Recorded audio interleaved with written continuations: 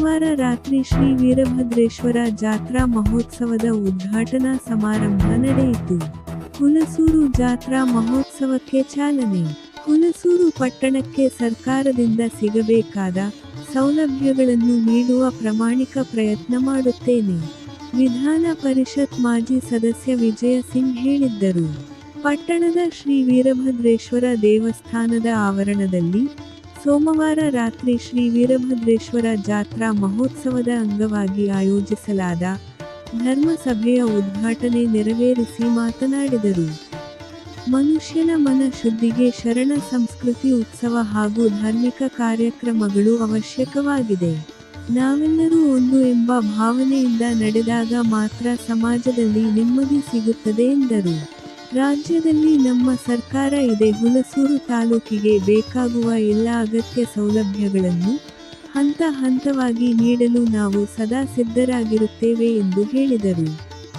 ಬೇಲೂರ ಕಟ್ಟಿಮನಿ ಹಿರೇತನ ಮಠದ ಪೀಠಾಧಿಪತಿ ಶ್ರೀ ಪ್ರಭು ಕುಮಾರ ಶಿವಾಚಾರ್ಯ ಸ್ವಾಮೀಜಿ ಮಾತನಾಡಿ, ಭಾರತ ಪುಣ್ಯ ಭೂಮಿಯಾಗಿದೆ. ಇಲ್ಲಿ ಸೋಫಿ ಸಂತರು, ಮಹಾನ ಪುರುಷರು ನಡೆದಾಡಿರುವ ಪಾವನ ಭೂಮಿ ಇದಾಗಿದ್ದು ವಿಶ್ವದಲ್ಲಿ ಇದಕ್ಕೆ ಮಹತ್ವದ ಸ್ಥಾನವಿದೆ ಎಂದರು. ಮಾನವನಾಗಿ ಹುಟ್ಟಿದ ಮೇಲೆ ದಾನ, ಧರ್ಮ ನಮ್ಮವರು ಎಂಬ ಭಾವನೆ ನಮ್ಮಲ್ಲಿ ಬಂದಾಗ ಮಾತ್ರ ಯಾವುದೇ ಸಮಸ್ಯೆ ಬರಲು ಸಾಧ್ಯವಿಲ್ಲ ಎಂದರು. ನಮ್ಮವರು ನಾವು ಎಂದು ತಿಳಿದುಕೊಂಡು ನಡೆದಾಗ ಮಾತ್ರ ಯಾವುದೇ ಸಮಸ್ಯೆ ಬರುತ್ತಿಲ್ಲ ಎಂದರು. ಸಾಯಿಗಾನ್ವದ ಶ್ರೀ ಶಿವಾನಂದ ಸ್ವಾಮೀಜಿ, ಶ್ರೀ ಶಂಕರಲಿಂಗ ಶಿವಾಚಾರ್ಯರು, ಶ್ರೀ ಬಸವಲಿಂಗ ಶಿವಾಚಾರ್ಯರು, ಜಿಪಂ ಮಾಜಿ ಸದಸ್ಯ ಮಲ್ಲಪ್ಪ ಧಬಾಲೆ, ಪಿಕೆಪಿಎಸ್ ಸಹಕಾರ ಸಂಘದ ಅಧ್ಯಕ್ಷ ಎಂಜಿ ರಾಜೋಳೆ ಮಾತನಾಡಿದರು. ವೇದಿಕೆ ಮೇಲೆ ಶ್ರೀ ಡಾಕ್ಟರ್ ಶಿವಾನಂದ ಸ್ವಾಮೀಜಿ, ಗ್ರಾಪಂ ಅಧ್ಯಕ್ಷೆ ದೀಪಾರಾಣಿ ಭೋಸ್ಲೆ, ದೇವಸ್ಥಾನ ಪಂಚ ಕಮಿಟಿ ಅಧ್ಯಕ್ಷ ಕಾಶಿನಾಥ ಪಾರಶೆಟ್ಟಿ, ಕಾರ್ಯದರ್ಶಿ ಬಂಡುರಾವ ಪಾಟೀಲ, ಸಂಗೀತಗಾರ ಪ್ರಕಾಶ ಬೋರಗಿ, ರಮೇಶ ಸೇಡಂ ಹಾಜರಿದ್ದರು. ಪರಶುರಾಮ ರಾಠೋಡ ಸ್ವಾಗತಿಸಿ ನಿರೂಪಿಸಿದರು. ಶ್ರೀ ವೀರಭದ್ರೇಶ್ವರ ಶಿಕ್ಷಣ ಸಂಸ್ಥೆಯ ವಿದ್ಯಾರ್ಥಿಗಳಿಂದ ವಿವಿಧ ಸಾಂಸ್ಕೃತಿಕ ಕಾರ್ಯಕ್ರಮಗಳು ನೋಡುಗರ ಗಮನ ಸೆಳೆದವು.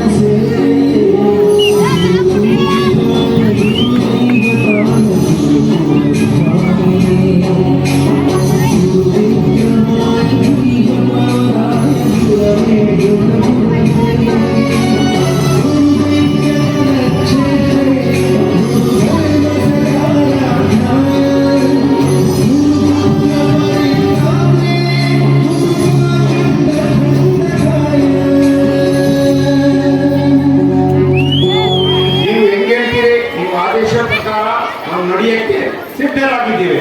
ನಾಳೆ ಬಸವ ಕಲ್ಯಾಣ ಜನತೆ, ಹುಣಸೂರು ಜನತೆಗೆ ಏನು ಒಳ್ಳೇದಾಗುತ್ತೆ ಆ ಥರ ಕೆಲಸ ಮಾಡಕ್ಕೆ ನಾವು ಪ್ರಯತ್ನ ಮಾಡ್ತಾ ಇದ್ದೀವಿ. ಅದಕ್ಕೆ ಎಲ್ಲ ಗಣ್ಯರು ಯಾರು ಇಲ್ಲಿ ಕೂತ್ಕೊಂಡಿದ್ದಾರೆ ಅವರು ನಮಗೂ ಮಾರ್ಗದರ್ಶನ ಮಾಡಬೇಕು ಅಂತ ನಾವು ಕೇಳ್ಕೊಳ್ತೇವೆ. ಯಾಕಂದ್ರೆ ನಾವು ಒಂದೊಂದು ಕಡೆ ಬಹಳಷ್ಟು ನಮ್ದು ಒಂದೊಂದು ಕಡೆ ಏನಾದ್ರು ತಪ್ಪು ಆಗ್ಬೋದು, ಆದ್ರೆ ನೀವೆಲ್ಲ ಮಾರ್ಗದರ್ಶನ ಮಾಡಿದ್ರೆ ನಮಗೂ ಒಂದು ಒಳ್ಳೆ ದಾರಿಯಲ್ಲಿ ಹೋಗ್ಬೋದು, ಒಳ್ಳೆ ಕೆಲಸ ಮಾಡ್ಬೋದು. ಬಹಳಷ್ಟು ಏನಿದೆ ನಮ್ಮ ಹತ್ರ ಮೊದಲೇ ಏನೇನು ಹಾಸ್ಪಿಟಲ್ ಆಗಿರ್ಬೋದು, ಸ್ಕೂಲ್ಗಳಾಗಿರ್ಬೋದು, ಮತ್ತೆ ರೋಡ್ಗಳಾಗಿರ್ಬೋದು ಏನಿದೆ ಮತ್ತೆ ಏನು ಬೇಕಾಗಿದೆ ಅದ್ರ ಬಗ್ಗೆ ನಾವೆಲ್ಲ ಕೂತ್ಕೊಂಡು ಚರ್ಚೆ ಮಾಡಿ ಒಂದು ಒಳ್ಳೆ ಕೆಲಸ ಮಾಡೋಣ ಅಂತ ತಮ್ಮೆಲ್ಲರಿಗೂ ನಾನು ಹೇಳಕ್ಕೆ ಇಚ್ಛೆ ಪಡ್ತೇನೆ. ಮತ್ತೆ ನಮ್ಮವರು ಬಹಳ ಜನ ಇದ್ದಾರೆ. ನಮ್ಮ ಸರ್ಕಾರ ವತಿಯಿಂದ ನಾವು ಏನು ಮಾಡಬಹುದು ಮುಂದೆ ತಾವೆಲ್ಲರೂ ಹೇಳಿದ್ರೆ, ನಾವು 24 ಗಂಟೆ ನಮ್ಮ ಫೋನ್ ಆನ್ ಇದೆ. ನಾವು ಯಾವಾಗಲೂ ಇಲ್ಲಿ ಬರೀ ಅಧಿಕಾರ ಮಾಡಿ ಏನಂತಾರೆ ರೆಡ್ ಲೈಟ್ ಗಾಡಿಯಲ್ಲಿ ಓಡಾಡಕ್ಕೆ ಬಂದಿಲ್ಲ.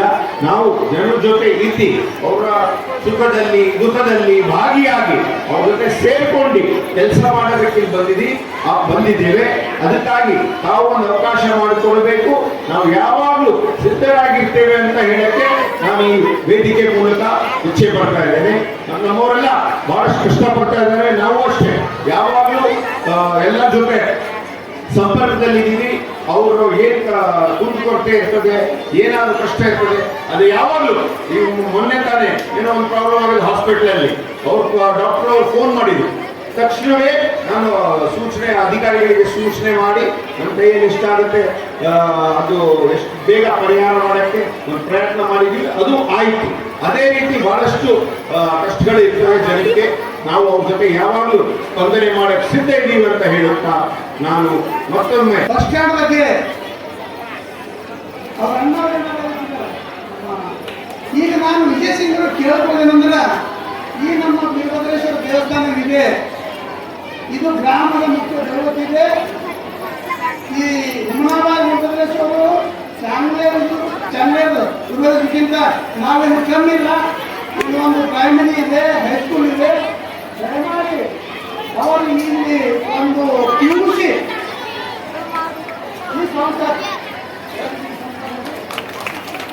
ಯಾಕೆ ಮಾತಾಡಿದ್ರೆ ಇಲ್ಲಿ ನಾನು ಕೂಡ ಏನಂತಂದ್ರೆ, ಈಗ ಅದು ಹಿಂದಿನ ಇತಿಹಾಸ ನಾನು ನೋಡಲ್ಲ. ಇಲ್ಲಿ ಒಂದು PUC ಆಯ್ತು ಅಂದ್ರೆ ಇಲ್ಲಿ ಏನದ ಅಂತಂದ್ರೆ ಶಿಕ್ಷಣ ಕೂಡ ಒಂದು ಒಳ್ಳೆ ವ್ಯವಸ್ಥೆ ಆಗ್ತದ. ಅದಕ್ಕಾಗಿ ಇವತ್ತು ನಾನು ಈ ಮಾತನ್ನು ಯಾಕೆ ಹೇಳ್ತಾ ಇದ್ದೇನೆಂದ್ರೆ, ಹುಣಸೂರು ನಾವು ಯಾವ ರೀತಿಯಲ್ಲಿ ಕಡಿಮೆ ಇಲ್ಲ. ಹುಣಸೂರು ಸಾಂಸ್ಕೃತಿಕವಾಗಿ, ಶೈಕ್ಷಣಿಕವಾಗಿ, ಧಾರ್ಮಿಕವಾಗಿ ನಾವು ಹುಣಸೂರಿನಲ್ಲಿ ಏನನ್ನ ಗೊತ್ತಾ, ಪ್ರೈಮರಿ ಹಿಡ್ಕೊಂಡು PG ಇದೆ, ಗೌರ್ಮೆಂಟ್ PG ಇದೆ, MA MCom ಆಗಿದೆ. ಅದಕ್ಕಾಗಿ ಇದಕ್ಕೆಲ್ಲ ಕಾರಣೀಭೂತ ಯಾರು ಅಂದ್ರೆ ಈ ಊರಿನ ಗ್ರಾಮ ದೇವತೆ ವೀರಭದ್ರೇಶ್ವರ. ಇಲ್ಲಿ ಮೊದಲೇನಂದ್ರೆ ಖಾಸಗಿ ಶಾಲೆ 70 ವರ್ಷ ನಾನು ಕೂಡ ಇಲ್ಲಿ ಅಭ್ಯಾಸ ಮಾಡಿದ್ದೆ. ಅದಕ್ಕಾಗಿ ನಾನು ವಿಜಯಕುಮಾರ್ ಯಾವುದೇ ಪರಿಸ್ಥಿತಿಯಲ್ಲಿ ಈ ವರ್ಷಿನ ಜೂನ್ ಸ್ಟಾರ್ಟ್ ಮಾಡಿದ್ರೆ ಇದಕ್ಕೆ ಭವಿಷ್ಯ ಕಾರ್ಯ ಕೊಡ್ಬೇಕಂತ ಹೇಳುತ್ತಾ ನನ್ನ ಮಾತಿಗೆ ಒಂದು PU ಕಾಲೇಜ್, ವಿಜ್ಞಾನ ಕಾಲೇಜ್ ಕೊಡ್ತೀವಿ ಅಂತ ನೀವು ಸರ್ಕಾರದಲ್ಲಿ ಅಂತ ಹೇಳಿ ನಾವು ವಿನಂತಿ ಮಾಡ್ತೀವಿ. ಈ ಸಂಸ್ಥೆ ಬಹಳ ಒಳ್ಳೆಯ ಸಂಸ್ಥೆ ಇದೆ. ನಾವು ಸಂತೋಷವಾಗಿ ಬಂದಿರೋ ಇದ್ದಾರೆ. ಈ